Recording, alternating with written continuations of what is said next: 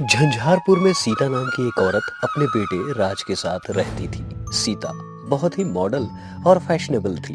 वह अपने बेटे की शादी एक मॉडल लड़की से कराना चाहती थी और अपने बेटे राज के लिए अपने ही जैसे एक अमीर और मॉडल लड़की की तलाश में थी। शाम का समय था।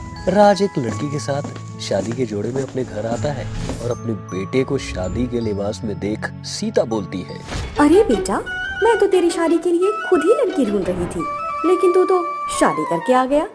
हाँ माँ, वो इसलिए क्योंकि मैं एक संस्कारी लड़की चाहता हूँ। आप बहुत ही फैशनेबल है। मैंने शुरू से सिर्फ फैशन वाली चीजें देखी है, लेकिन आज तक मैंने अपना कल्चर ठीक से देखा ही नहीं है। अरे मेरे बच्चे, तू इसको ऐसे शादी करके लाया है, ये भी तो एक मॉडर्न तरीका है। देख, मैं भले तेरी मॉडर्न माँ हूँ, लेकिन अपने बेटे की खुशी को बहुत प्यार करती हूँ। खैर, तू इसको शादी करके ले ही आया है, तो अब ये मेरी बहू है और अब ये भी मेरी तरह मॉडर्न बनेगी। इतना कहकर वो उन दोनों को घर में आने को कहती है। यह सब देखकर रीतिका को बहुत ही शौक लगता है।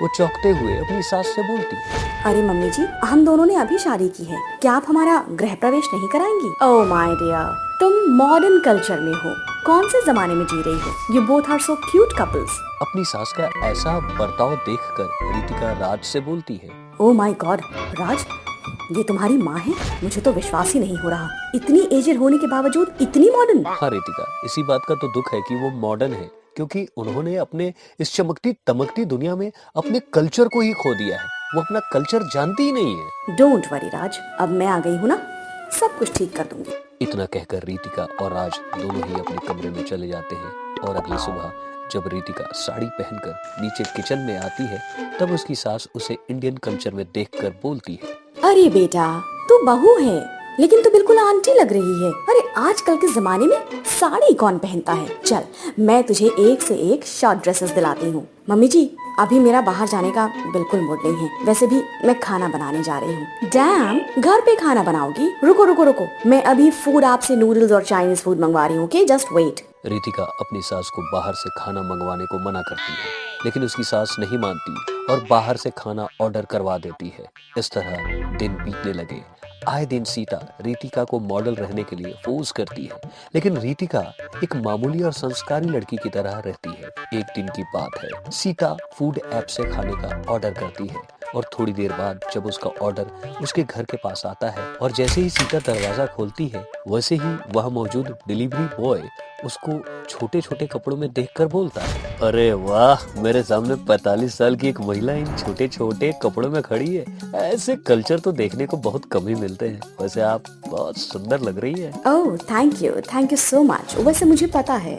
जी बिल्कुल, अगर आपकी जगह कोई अच्छी सी लड़की होती तो मैं उसे अपनी गर्लफ्रेंड ही बना लेता।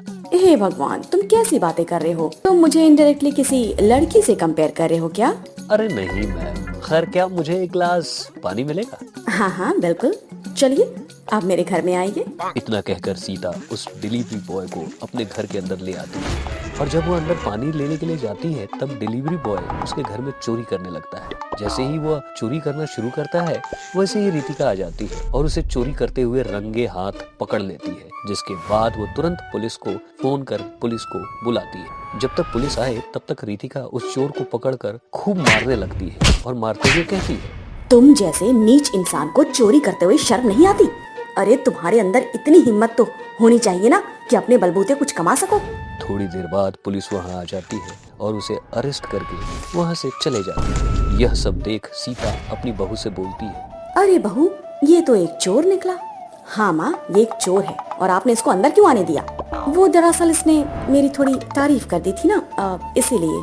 मम्मी जी, आप एक इंडियन हो और इंडियन कल्चर अपनाना आपका सबसे पहला फर्ज है, लेकिन आप उसे अपनाती ही नहीं। मैं कुछ नहीं बोलती, लेकिन इसका मतलब ये नहीं कि अगर कोई आपकी जरा सी तारीफ करे तो आप उसको सीधे घर के अंदर पढ़ा दे। अपनी बहू की बातें सुन अब सीता को अकल आ जाती है और वह मुंह लटकाए वहां से चली जाती है। थोड़ी देर बाद वह एक साड़ी पहनकर नीचे आती है और अपनी बहू से बोलती है, बहू, तू सही बोल रही है, मैं इंडियन हूँ और मुझे अपना कल्चर कभी नहीं भूलना चाहिए।